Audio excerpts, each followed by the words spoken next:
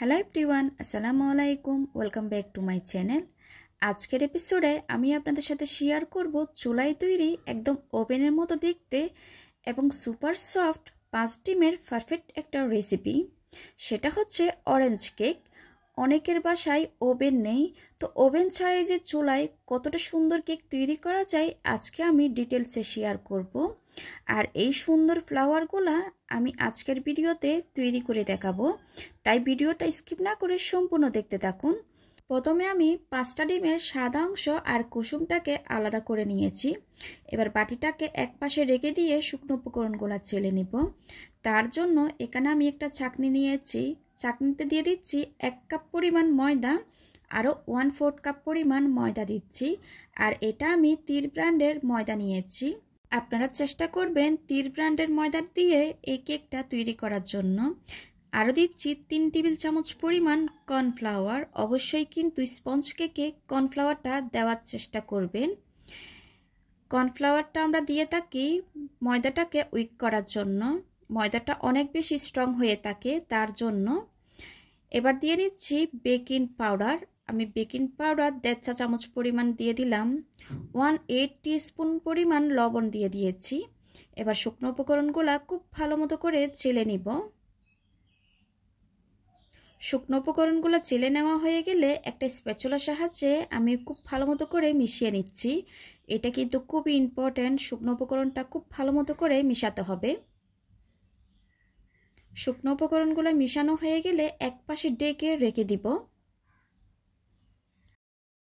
এবার ডিমের সাদা অংশটাকে একটা ইলেকট্রিক বিটারের সাহায্যে মিডিয়াম স্পিডে আমি 10 থেকে 15 সেকেন্ড পর্যন্ত বিট করে নিচ্ছি।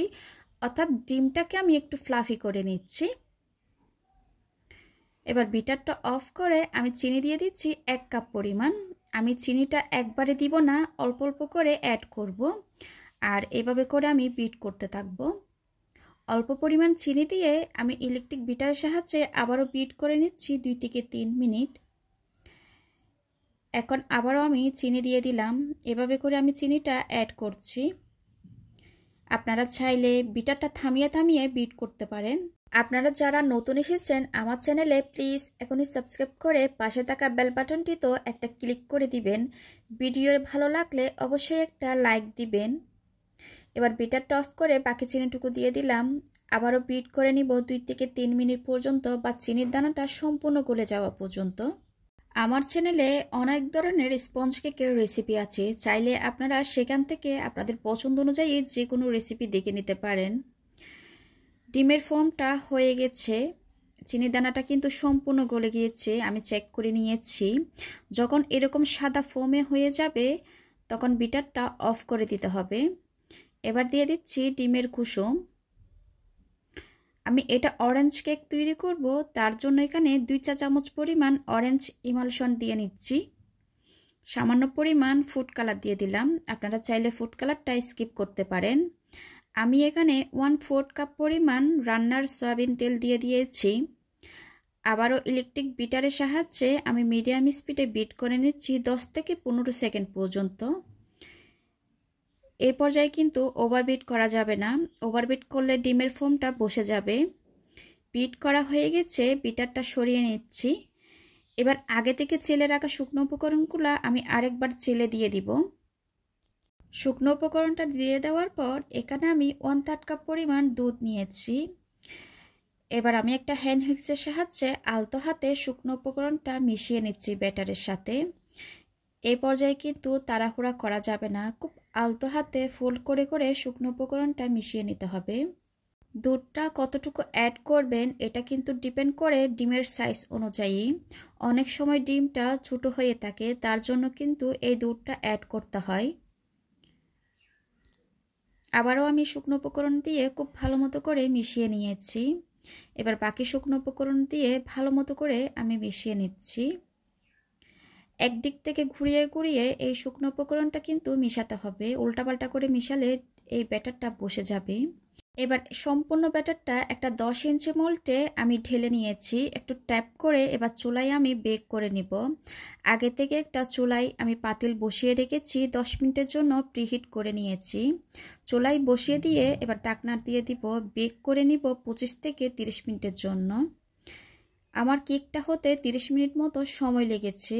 চুলার আঁচটা ছিল মিডিয়াম থেকে একটু বাড়িয়ে দিয়েছিলাম। আর এত সুন্দর কালার আনতে চাইলে অবশ্যই কিন্তু এরকম ঢাকনা দিয়ে বেক করে নিতে হবে। এবার কেকটা আমি স্লাইস করে নিয়েছি 2টা লেয়ারে। আমি 3টা ডিম দিয়ে আরেকটা কেক বেক করে নিয়েছিলাম। এবার এখানে আমি কিছুটা ক্রিম বিট করে নিয়েছি। কিভাবে কালারটা মিশাবেন আমি আজকের ভিডিওতে দেখিয়ে দিচ্ছি আপনাদেরকে। ক্রিমটা কিন্তু একদমই নরম হবে না। সামান্য পরিমাণ এক ইয়েলো কালার দিয়েছি আর গ্রিন কালার দিয়ে আমি বিট করে নিয়েছি। আপনারা চাইলে স্প্যাচুলার সাহায্যে মিশিয়ে নিতে পারেন। ক্রিমটা কিন্তু একদমই নরম হবে না। আর মেশানোর সময় কিন্তু খুব আস্তে আস্তে করে মিশাবেন, আর বিট করলেও লো স্পিডে দিয়ে বিট করবেন। আরও কিছুটা পরিমাণ আমি স্কাই ব্লু কালারটা দিয়ে দিলাম। এবার আরও কিছু কালার আমি করে নিব ক্রিম। এখানে আমি এক ইয়েলো কালারটা দিয়ে আমি এই কালারটা করে নিয়েছি। এবার ক্রিমটাকে আমি পাইপিং ব্যাগে ঢুকিয়ে আমি ফুল তৈরি করে নিচ্ছি। ফুলগুলা কীভাবে তৈরি করা হচ্ছে আপনারা একটু লক্ষ্য করুন। প্রথমে আমি একটা বেস তৈরি করে নিয়েছি, তারপর মাঝখান থেকে আমি ফুলগুলা তৈরি করে নিচ্ছি। আর আপনারা যদি পারফেক্ট ক্রিমের রেসিপিটা দেখতে চান আমার চ্যানেলে কিন্তু দেওয়া আছে, চাইলে সেখান থেকে দেখে নিতে পারেন। আমি ডেসক্রিপশন বক্সে লিংক দিয়ে দিব, চাইলে সেখান থেকেও দেখে নিতে পারেন। আপনাদের সাথে কথা বলতে বলতে একটা ফ্লাওয়ার তৈরি হয়ে গেছে। আপনারা কতটুকু বড় করতে চান এটা ডিপেন্ড করবে আপনাদের উপর। আমার কিন্তু একটা ফ্লাওয়ার হয়ে গেছে। আমি আরেকটা করে আপনাদেরকে দেখিয়ে দিচ্ছি। আবারও আমি একটা প্রথমে ক্রিম দিয়ে বেস তৈরি করে নিয়েছি। এই ফ্লাওয়ারগুলো কিন্তু অনেকভাবে করা যায়, আমি আজকে অন্যভাবে দেখাচ্ছি। আমার কিন্তু অনেক রেসিপিতে দেখানো আছে ফ্লাওয়ার কিন্তু অনেক ধরনের করা যায়। আসলে এটা বলে বোঝানো যাবে না কাজটা কিভাবে করা হচ্ছে, আপনাদেরকে দেখে বুঝে নিতে হবে কিভাবে করা হচ্ছে। আমি ফ্লাওয়ারটা আরও বড় করতে চাচ্ছি তাই এভাবে করে নিচ্ছি। আর আপনারা যদি কিছু বুঝতে না পারেন কমেন্ট বক্সে গিয়ে কমেন্ট করতে পারেন, আমি প্রশ্নের আনসার দিয়ে দিব। আমার আরেকটা ফ্লাওয়ার তৈরি হয়ে গেছে, দেখুন কতটা সুন্দর হয়েছে। আর এগুলো কিন্তু অনেকক্ষণ পর্যন্ত স্টিপ থাকবে। আমি এভাবে করে সম্পূর্ণ ফ্লাওয়ার তৈরি করে নিয়েছি। এবার আমি এটাকে ফ্রিজে রেখে দিব।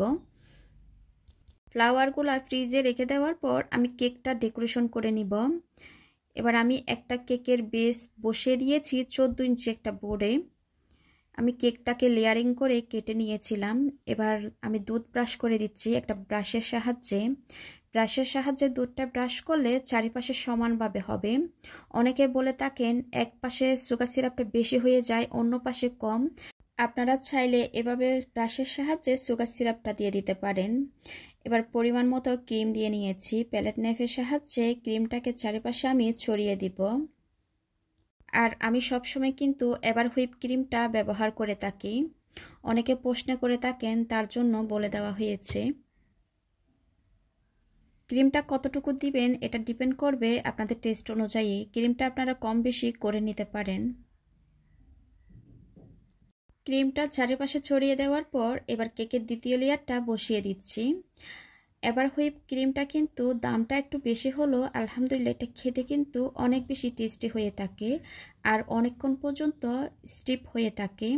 এটা দিয়ে কিন্তু গরমের দিনে কাজ করা অনেক বেশি সহজ। আপনি বাইরে যদি 2-3 ঘন্টা রেখেও দেন কিচ্ছু হবে না। আর এটা দিয়ে কাজ করে কিন্তু আমার কেকটা কিন্তু ঢাকায় পর্যন্ত নিয়ে গিয়েছিল। কেকটা কিন্তু একদমই নষ্ট হয় নাই। আবারও আমি দ্বিতীয় লেয়ারে খুব ভালো মতো করে সুগার সিরাপ ব্রাশ করে দিচ্ছি। স্পঞ্জ কেকে কিন্তু অবশ্যই সুগার সিরাপটা ব্রাশ করতে হয়। সুগার সিরাপটা দিয়ে দেওয়ার পর এবার কেকটাকে আমি খুব ভালো মতো করে ক্রাম কোটিং করে নিব। অবশ্যই কিন্তু আপনারা ক্রাম কোটিংটা করবেন। আমার কিন্তু ক্রাম কোটিংটা করলে কেকটা ডেকোরেশন করতে সহজ মনে হয়, তার জন্য আমি সব সময় কেকটা এরকম ক্রাম কোটিং করে ফ্রিজে রেখে দিই আধা ঘন্টার জন্য, ক্রিমটা যেন সেট হয়ে যায়।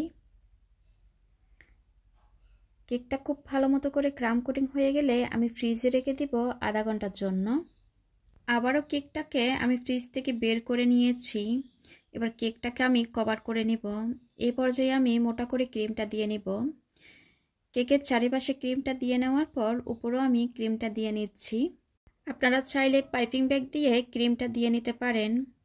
আমার সব সময় কাজ করা হয়, তার জন্য আমি এভাবে করে দিয়ে নিচ্ছি। আমার কোনো ধরনের সমস্যা হয় না। প্যালেট নাইফের সাহায্যে ক্রিমটাকে আমি চারিপাশে ছড়িয়ে দিচ্ছি। ক্রিমটা খুব ভালো মতো করে ছড়িয়ে দেওয়ার পর একটা স্ক্রাপারের সাহায্যে কেকটাকে আমি স্মুথ করে নিচ্ছি চারপাশে। কেকের চারিপাশে স্মুথ একটা ফিনিশিং হয়ে আসলে এবার একটা প্যালেট নাইফের সাহায্যে কেকের উপর সাইডও স্মুথ করে নিচ্ছি যতটা সম্ভব। উপরে স্মুথ ফিনিশিংটা হয়ে আসলে এবার কেকের সাইডে আমি একটা বর্ডার করে নিয়েছি। উপরেও আমি একটা বর্ডার করে দিচ্ছি। ডিজাইনটা আপনারা আপনাদের পছন্দ অনুযায়ী করে নিতে পারেন। আমি আমার মতো করে নিচ্ছি। কাস্টমারে কোনো ডিজাইন দেয় নাই, আমার মতো করে দিতে বলেছিল, তাই আমি এই ডিজাইনটা করে দিয়েছি। ওনারা কিন্তু অনেক বেশি কেকটা পছন্দ করেছিল। এবার একে একে আমি ফ্লাওয়ারগুলো বসিয়ে দিচ্ছি। আমি এই ধরনের ফ্লাওয়ারের কাজ করলে ফ্লাওয়ারগুলো আগে করে আমি নর্মাল ফ্রিজে রেখে দিই, তারপর কেক ডেকোরেশন করার পর এভাবে করে আমি ফ্লাওয়ারগুলো বসিয়ে দিই। আর এবার হুইপ ক্রিমটা ব্যবহার করার কারণে কিন্তু এই ফ্লাওয়ারগুলো এতক্ষণ পর্যন্ত স্টিপ হয়ে আছে। এই ফ্লাওয়ারগুলো কিন্তু একদমই নষ্ট হবে না। এবার কিছুটা আমি পাতা দিয়ে দিচ্ছি, কেকটা যেন দেখতে আরও বেশি সুন্দর লাগে। এবার কিছু সুগার বল আর গোল্ডেন লিপ দিয়ে কেক ডেকোরেশনটা কমপ্লিট করে নিয়েছি। মাশাআল্লাহ, কেকটা কিন্তু সামনাসামনি দেখতে অসাধারণ লাগছে। দেখলেন তো কত সহজে কেকটা আমি ডেকোরেশন করে নিয়েছি। আশা করি আমার আজকের রেসিপিটা আপনাদের ভালো লেগেছে। ভালো লাগলে প্লিজ আমার চ্যানেলটা সাবস্ক্রাইব করার জন্য অনুরোধ রইল। আর সাথে থাকা বেল আইকনটি ক্লিক করবেন, এতে করে আমি কোনো রেসিপি আপলোড করলে আপনারা সাথে সাথে নোটিফিকেশন পেয়ে সবার আগে দেখতে পারেন। আজকের মতো বিদায় নিচ্ছি। সবাই খুব ভালো থাকবেন, সবাই সবার জন্য দোয়া করবেন। আল্লাহ হাফেজ।